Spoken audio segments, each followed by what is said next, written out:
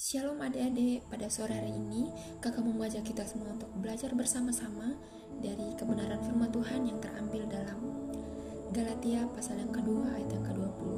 Jika sudah menemukannya katakan amin. Amin. Kita akan bacanya bersama-sama mulai dari hitungan 3, 2, 1. Namun aku hidup, tetapi bukan lagi aku sendiri yang hidup, melainkan Kristus yang hidup di dalam aku, dan hidupku yang kuhidupi sekarang di dalam daging adalah hidup oleh iman dan dalam Anak Allah yang telah mengasihi aku dan menyerahkan dirinya untuk aku.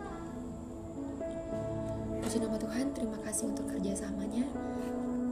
Dalam pembacaan kita pada sore hari ini, kakak memberikan sebuah subtema, yaitu identitas baru dalam Kristus. Pada hari ini kita akan belajar tentang siapa sih saya di dalam Kristus gitu kan. Dan kita semua pasti merasa minder bukan? Kadang merasa bingung, atau kadang kita tidak percaya sama diri kita sendiri gitu. Atau kadang merasa kenapa saya tidak sepintar dia gitu kan? Kenapa saya tidak sebaik dia? Atau bahkan kadang kita berpikir, kenapa sih saya beda dari si A, si B gitu kan. Dan Tuhan sayang tidak sama saya. Sering sekali pemikiran-pemikiran seperti itu tuh muncul dalam benak atau pikiran kita gitu.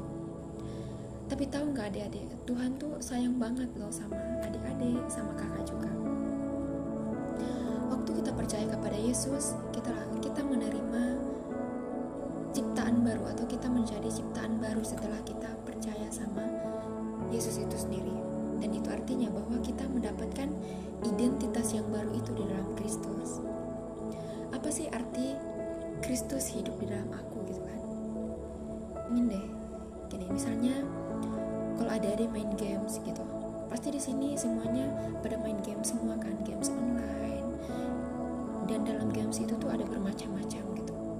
Dan ada fitur di mana kita ganti karakter atau upgrade kekuatan. Waktu kita percaya kepada Yesus, itu seperti kita diganti dengan karakter yang baru gitu. Yang tadinya kita suka marah-marah, suka ngomongin teman, suka gosipin teman. Ketika kita percaya sama Tuhan, kita akan memiliki sebuah identitas yang baru gitu. Kita akan memiliki gitu, atau kita memiliki karakter yang baru gitu dalam Kristus itu sendiri. Dan sekarang kita bukan lagi hidup untuk diri kita sendiri, bukan cuma hidup bersenang-senang, bukan hidup supaya disukai orang lain, tapi kita hidup untuk menyenangkan hati Tuhan itu sendiri, seperti itu. Kasih Kristus yang mengubah hidup kita. Dalam Galatia 2 ayat 20 bilang yang kita renungkan bersama-sama pada sore hari ini, Tuhan Yesus sudah mengasihi adik-adik, mengasihi kakak, dan menyerahkan dirinya untuk kita semua. Yang artinya bahwa Tuhan Yesus mati di salib karena dia sangat mencintai adik-adik, mencintai kakak juga. Waktu kita tahu bahwa kita dikasihi seperti itu, hati kita jadi penuh dengan rasa syukur. Kita jadi ingin hidup yang lebih baik lagi gitu. Kita jadi mau berkata jujur ketika kita melakukan sesuatu tanpa sepengetahuan orang lain gitu. Ketika orang lain menanyakan itu, kita mengungkapkan ya sesuai dengan apa yang kita lakukan gitu. Kita mau mengampuni teman ketika ada seorang teman yang menyakiti kita, ketika kita sudah menerima identitas baru atau pembaruan di dalam Kristus. Dan kita mau belajar sabar gitu. Walaupun kadang belajar sabar itu susah, tetapi ketika kita sudah menerima Tuhan, kita dimampukan untuk menjadi orang yang sabar, menunggu sesuatu yang kita doakan seperti itu. Kita juga bisa jadi terang untuk teman-teman yang belum kenal Tuhan Yesus. Bukan dengan cara menjadi terang, bukan dengan cara memaksa gitu kan, tapi lewat sikap kita sehari-hari.